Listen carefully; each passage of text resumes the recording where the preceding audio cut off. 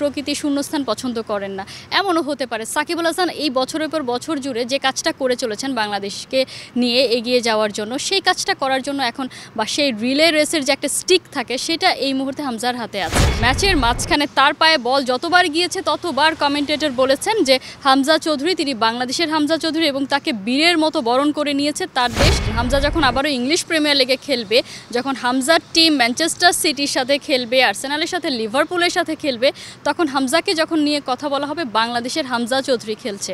এটা একটা অনেক বড় প্রাপ্তির জায়গা। সামনে হয়তো এমন একটা সময় আসবে যখন আসলে হামজা চৌধুরীকে দেখেই বলবে বাংলাদেশের হামজা চৌধুরী। হামজা চৌধুরী আগেও ইউরোপিয়ান ফুটবল খেলেছেন, এখনও খেলছেন, কিন্তু পার্থক্যটা গড়ে দিয়েছে যখন তিনি বাংলাদেশের হয়ে অভিষেক ম্যাচটা খেলে ফেলেছেন। বর্তমানে হামজা চৌধুরীকে নিয়ে পুরো ইংল্যান্ডেও চলছে নানান রকম কৌতূহল, উন্মাদনা। কথা বলতে চাই বাংলাদেশের নয়া সুপারস্টারকে নিয়ে, যিনি বাংলাদেশের নামটাকে নতুনভাবে চেনাচ্ছেন বিশ্ব অঙ্গনে। আমার সঙ্গে রয়েছেন আমার সহকর্মী কোহিনুর কণা। কণা, এর আগেও আপনি বিভিন্ন রকম শো করেছেন, ফুটবল নিয়ে শো করেছেন, কিন্তু এই যে হামজাকে নিয়ে নতুনভাবে আমরা কথা বলছি, নিশ্চয়ই আপনারও ভালো লাগে, নতুন নতুন গেস্টরা আসছেন। ওভারঅল যদি বলি, নতুনভাবে হামজা বাংলাদেশকে ব্র্যান্ডিং করছেন। আগে তো সাকিব আল হাসান ক্রিকেট দিয়ে বাংলাদেশকে চেনাতেন। কেমন লাগে যখন ফুটবল দিয়ে নতুনভাবে বাংলাদেশকে মানুষ জানছে, চিনছে? এক কথায় অসাধারণ। কারণ আমি যদি বলি যে হামজা চৌধুরীর অ্যাকচুয়াল ব্র্যান্ডিংটা সে কবে থেকে শুরু করেছে, যে যখন থেকে আনুষ্ঠানিকভাবে হামজা চৌধুরী বাংলাদেশের হয়ে গেল ডিসেম্বরে, যখন আমরা জানতে পারলাম যে আর কোনো বাধা নেই, হামজা এবার বাংলাদেশের হয়ে খেলতে পারবেন। ঠিক তারপর তিনি যেদিন শেফিল্ডের হয়ে মাঠে নামলেন, সেদিন কিন্তু তার নামের পাশে লাল সবুজ পতাকা। সেদিনই ছিল প্রথম ব্র্যান্ডিং বাংলাদেশের। হয়তো ইউরোপিয়ান ফুটবল যারা ফলো করছে, যারা চ্যাম্পিয়নশিপ দেখছে, তারা হয়তো চমকেই যাচ্ছে এই পতাকা কোত্থেকে আসলো। তারপর যখন হামজাকে নিয়ে তারা দেখা শুরু করলো, দেখলো যে তিনি আসলে বাংলাদেশি। এবং আপনি যেটা বলছেন যে রিসেন্টলি যদি আমরা বলি, হামজা চৌধুরীর যে অভিষেক হয়ে গেল এবং তারপর তিনি যখন আবার ইংল্যান্ডে ফিরে গেলেন এবং তার দল শেফিল্ডের হয়ে ম্যাচ খেলতে গেলেন, সেখানে যখন ম্যাচের মাঝখানে তার পায়ে বল যতবার গিয়েছে ততবার কমেন্টেটর বলেছেন যে হামজা চৌধুরী তিনি বাংলাদেশের হামজা চৌধুরী এবং তাকে বীরের মতো বরণ করে নিয়েছে তার দেশ। তার ক্যারিয়ারের একটা অন্যতম পর্যায়ে তিনি পৌঁছে গেছেন। এবং এই জিনিসটা আপনি চিন্তা করেন যে ইউরোপিয়ান ফুটবল, ইংলিশ লিগের ওখানে ফুটবল হচ্ছে, সেখানে বাংলাদেশ নিয়ে কথা হচ্ছে, বাংলাদেশ ইন্ডিয়া ম্যাচ নিয়ে কথা হচ্ছে, এবং কমেন্টেটর হামজা কেমন পারফর্ম করেছেন পুরোটাই কিন্তু তার কমেন্ট্রিতে বলেছেন। তার মানে সেই ম্যাচটা তারা ফলো করেছেন হামজাকে নিয়ে। তার মানে হামজা বাংলাদেশের ব্র্যান্ডিংটা কোন জায়গায় পৌঁছে দিয়েছে, এটা তো আসলে আমরা কোনোদিন কল্পনাও করতে পারিনি। আমরা তো ইভেন দক্ষিণ এশিয়াতেও বাংলাদেশের ফুটবল নিয়ে চর্চা হবে সেটাও শুনতাম না। আমাদের যারা প্রতিপক্ষ তারাও আমাদেরকে নিয়ে আসলে আলোচনা করতো না, অথচ আমাদের সাথে ম্যাচ খেলতো। সেই জায়গায় বাংলাদেশকে নিয়ে, বাংলাদেশের ফুটবল নিয়ে আলোচনা হচ্ছে ইউরোপিয়ান অঞ্চলে। এবং চ্যাম্পিয়নশিপ খেলছেন হামজা, এখন সেটা সেকেন্ড টায়ারের লিগ, কিন্তু তিনি পারফর্ম করে তার দলকে নিয়ে গেছেন টেবিলের টপে। তার সুযোগ এসে গেছে ইংলিশ প্রিমিয়ার লিগে আবারও ফেরাতো। আপনি একবার চিন্তা করেন, হামজা যখন আবারও ইংলিশ প্রিমিয়ার লিগে খেলবে, যখন হামজার টিম ম্যানচেস্টার সিটির সাথে খেলবে, আর্সেনালের সাথে লিভারপুলের সাথে খেলবে, তখন হামজাকে যখন নিয়ে কথা বলা হবে বাংলাদেশের হামজা চৌধুরী খেলছে। এটা একটা অনেক বড় প্রাপ্তির জায়গা। এবং এই আপনি যে প্রথমেই বলছিলেন যে বাংলাদেশের এই ব্র্যান্ডিংটা হয়তো সাকিব আল হাসান আগে করতেন। আগে কোথাও গেলে কেউ বাংলাদেশ সম্পর্কে জানতে চাইলে বাংলাদেশকে চিনি না, কিন্তু সাকিব আল হাসানকে চিনি। কিন্তু সামনে হয়তো এমন একটা সময় আসবে যখন আসলে হামজা চৌধুরীকে দেখেই বলবে বাংলাদেশের হামজা চৌধুরী। এটা কিন্তু একটা অনবদ্য ব্যাপার, একেবারেই তাই। আপনি যদি মনে করতে পারেন বাংলাদেশ ভারত ম্যাচে, সেটা অনলাইনে, অফলাইনে তো আমরা যারা টেলিভিশনের পর্দায় দেখেছি, অনলাইনে আমি দেখেছি প্রায় 5.5 লাখ লোক at a time Bangladesh Bharat match দেখছিল।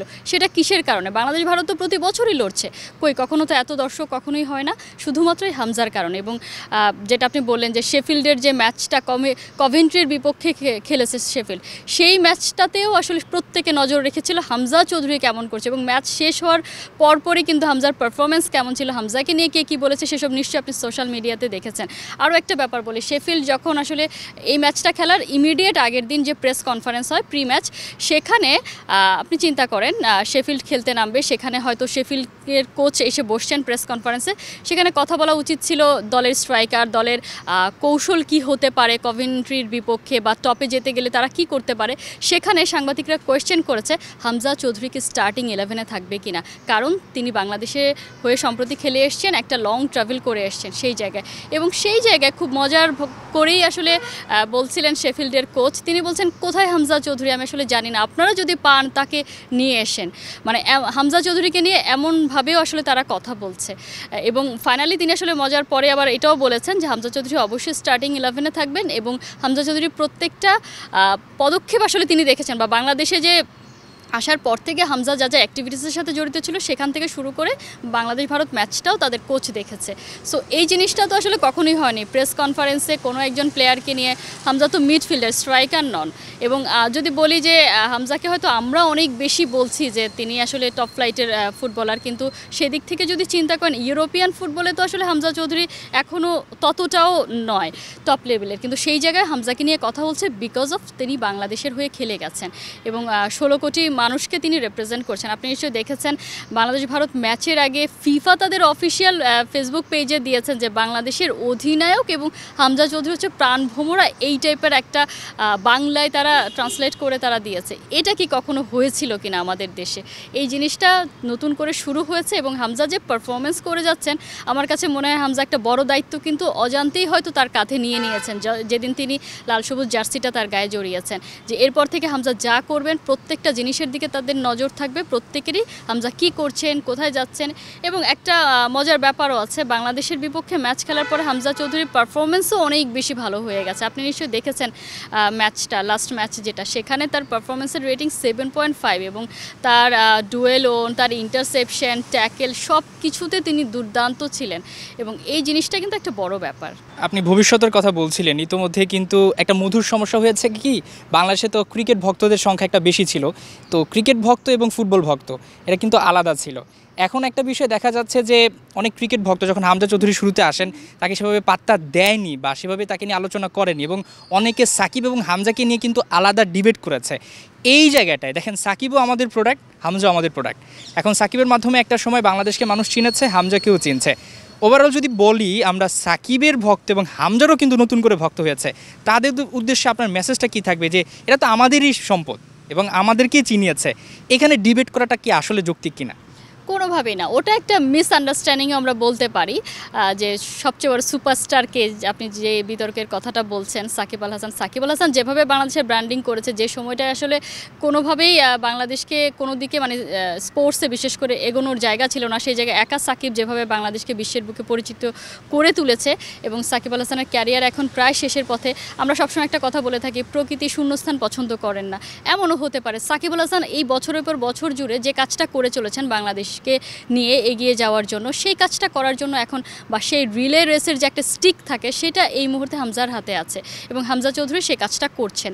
তিনি বাংলাদেশের হয়ে খেলছেন, বাংলাদেশের ব্র্যান্ডিং হচ্ছে। আপনি রিসেন্টলি দেখেছেন হামজা চৌধুরী যেদিন চলে যাবে তার আগের দিন একটা পার্টিতে হামজা চৌধুরী উপস্থিত হয়েছিলেন, সেখানে বাংলাদেশের ক্রিকেটার সুপারস্টাররা প্রত্যেকে হামজার সাথে ছবি তুলেছে এবং ভক্তরা তো বটেই, এবং তিনি একটা অন্যরকম সেলিব্রিটি। এবং আপনি যে ডিবেটের কথা বলছেন সেই ডিবেটের আলটিমেটলি কোনো আসলে সুযোগ নেই বা সেই ডিবেটটা কেউ করতেও চায় না।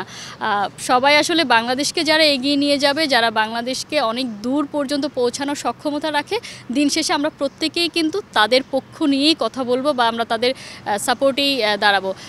হামজা চৌধুরী এত যে পরিশ্রম করে এসছেন, মানে তিনি বাংলাদেশে পা রাখার পর থেকে 17 তারিখ থেকে নিয়ে 20 তারিখে তো ভারতের উদ্দেশ্যে রওনা দিয়েছেন, একটা দিনও হয়তো তিনি সেইভাবে রেস্ট পাননি। প্রত্যেকটা কাজ তিনি হাসি মুখে করেছেন, কারণ তিনি যখনই তাকিয়েছেন, যেদিকে তাকিয়েছেন দেখেছেন হাজারো মানুষের সাপোর্ট তার দিকে এবং প্রত্যেকে হামজা চৌধুরী কিছুই করেনি। তারপরে আমরা নর্মালি হামজা চৌধুরীর যে বরণটা আমরা দেখতে পেয়েছি, এগুলো কখন হয়? যখন কেউ কিছু জিতে আসে। হামজা চৌধুরী তো কিছু জিতে আসেননি, তারপরেও তিনি পেয়েছেন। তিনি মানুষের এক্সপেকটেশন লেভেলটা বুঝতে পেরেছেন, তিনি বুঝেছেন যে এই দেশে ফুটবলে আসলে প্রাণ নেই, প্রাণ ফেরানোর যে মহাগুরু দায়িত্বটা তার উপরে বর্তিয়েছে যেভাবেই হোক সেটা, এবং সেই দায়িত্বটা তিনি পালন করবেন। এবং এখানে আসলে আলটিমেটলি ডিবেটের কোনো জায়গা নেই। প্রত্যেকে সাকিব আল হাসান এক যুগ করে দিয়েছেন বাংলাদেশের জন্য, বাংলাদেশকে মোটামুটি সবাই চেনে, বাংলাদেশকে সমীহ করে। এখন এমন একটা সময় আসবে হামজা চৌধুরী এবং আরও যাদের কথা আমরা শুনছি তারা যদি আসে, বাংলাদেশের ফুটবলটা যদি অনেক দূর এগোয়, তাহলে আমরা হয়তো ফুটবলেও একটা সমীহ করার মতো একটা জায়গায় যেতে পারবো।